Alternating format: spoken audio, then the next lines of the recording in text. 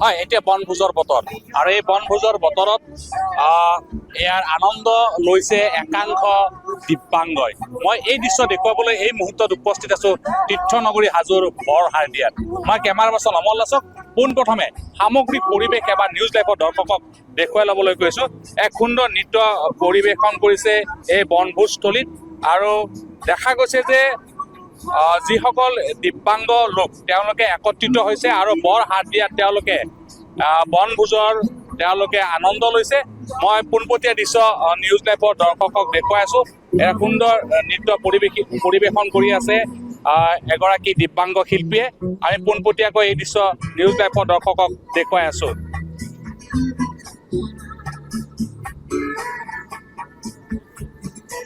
সকলোৱে আহিছে তেওঁলোকে লগে ভাগে এসাঁজ খোৱাৰ বাবে আৰু ইয়াত সহযোগিতা আগবঢ়াইছে এগৰাকী মানৱ দৰদী বিশিষ্ট লোক।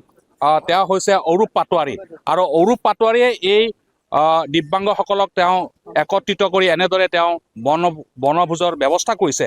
মই আপোনাৰ মুখৰ পৰা জানিব বিচাৰিছো, আপুনি প্ৰতি বছৰে এনেদৰে আয়োজন কৰি আহিছে, ইয়াৰ উদ্দেশ্যটো কি? হয়, সিহঁতৰো মানে এই মানুহখিনিৰো এটা মন আছে যে এটা বনভোজ খাবলৈ, কাৰণ আমি সকলোৱে যিখিনি আমি সুস্থ মানুহ সেইখিনি সকলোৱে মানুহে আমি বনভোজ খাবলৈ যাওঁ, দূৰ দূৰণিলৈকে যাওঁ, কিন্তু ইহঁতৰ এটা মন আছে।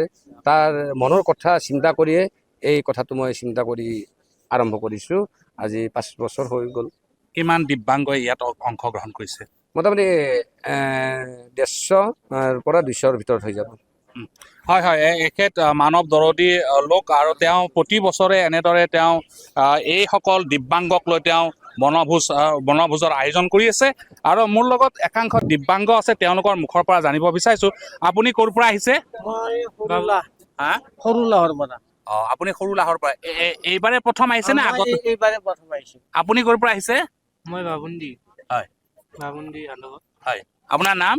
শ্ৰীপলিন দাস। এনেদৰে যে বনভোজ খাবলৈ আহিছে, আপোনাৰ কেনে লাগিছে? ভালে লাগিছে। ভাল লাগিছে। হয়, এখেতসকলো তেওঁলোকে এটা আনন্দ লৈছে বনভোজস্থলীত। কি ক'ব? আপুনি ক'ৰ পৰা আহিছে? নাম দিয়া। নাম দিয়া। আপুনি এই প্ৰথম আহিছে নে আগত আহিছে?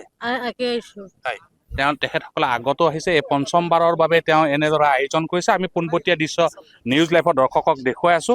আৰু দেখা গৈছে যে ৰামদিয়া পশ্চিমবংগৰ আঞ্চলিক যি বিকালাংগ সন্থা আছে, এই বিকালাংগ সন্থাৰ সভাপতিগৰাকী আছে, তেওঁৰ মুখৰ পৰা জানিব বিচাৰিছো। এক সুন্দৰ আয়োজন আৰু অৰূপ পাটোৱাৰীয়ে ইয়াত সহযোগিতা আগবঢ়াইছে, কি ক'ব? তেওঁ বহুত ভাল কাম কৰিছে। এইটো প্ৰথমবাৰ ৰিজু ডেকাই দিছে, তাৰপিছত অৰূপ দাই দি আছে বৰ্তমান। অৰূপ দাই চিৰজীৱন থাকাকৈ দিম বুলি ঘোষণা দিছে তেওঁ।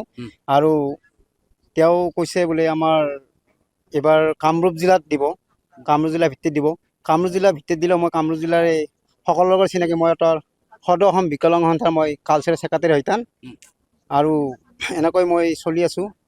আৰু মোৰ বহুত কিছুমান সমস্যা মৰিছে, কাৰণ যেনেকৈ আপুনি এই বিকলাংগবিলাকক একেলগে একত্ৰিত কৰিছে? হয়, একত্ৰিত কৰিছোঁ। হয়, কিমান আপোনাৰ এই সন্থাত কিমান এনেকুৱা দিব্যাংগ আছে? টোটেল 180 জন আছে। হয়, আজি কিন্তু 130 জন মান আছে। হয়, আৰু কেনেধৰণে আয়োজন কৰিছে আজি? ভাল আয়োজন কৰিছে। আৰু মই 2জনমান মানুহক নিমন্ত্ৰণো কৰিছিলোঁ, আহিছে। হয়, সুন্দৰ আয়োজন। মোৰ লগত বিশিষ্ট লোকসকল আছে, দুই এষাৰ কথা তেওঁলোকৰ পৰা জানিব বিচাৰিছো। আপুনি এই প্ৰথম নহয়, আগতো আহিছে, অকণমান থিয় হৈ ল'ব। কি ক'ব? এক সুন্দৰ আয়োজন। বহুত সুন্দৰ আয়োজন। আচলতে প্ৰথম বছৰ আহি মাজত মই 3 বছৰমান আহিব পৰা নাই। এতিয়া আৰু বহুত উন্নত হ'ল। আৰু যে এনেকৈ কম্বল বিতৰণ হৈছে এইবাৰ, এইটো এটা বিৰাট ভাল কথা। আৰু যে অৰূপ দাই যিটো পদক্ষেপ লৈছে, এইটো পদক্ষেপত মানে আমি আছোঁ সৰু সুৰাকৈ হ'লেও, আৰু আমিও চলাই যাম, যিখিনি পাৰোঁ সহায় কৰি যাম। হয়, এক সুন্দৰ আয়োজন। আৰু সকলোৱে অৰূপ পাটোৱাৰীৰ যি প্ৰচেষ্টা, এই প্ৰচেষ্টাক আদৰণি জনাইছে।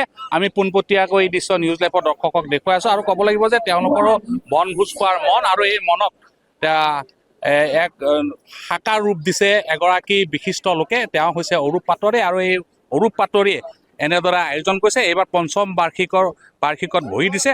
আৰু এইবেলি তেওঁ বৰহাৰদিয়াৰ খেলপথাৰত এনেদৰে দিব্যাংগসকলক লৈ তেওঁ এক সুন্দৰ আয়োজন কৰিছে।